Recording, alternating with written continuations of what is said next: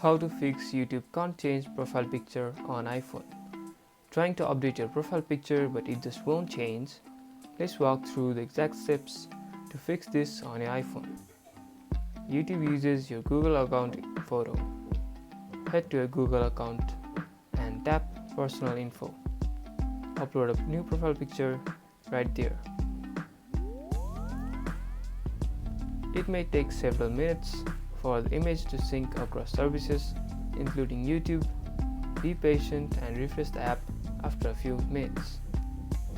Still not showing? Offload the YouTube app to clear cache data and reinstall it. This can force a profile update. And that's it. Your YouTube profile picture should now appear correctly across all devices. And that's about it. If you guys enjoyed this video, or if this video managed to help you, don't forget to smash that like button and subscribe for more videos like this. Thank you guys for watching and see you guys in the next tutorial.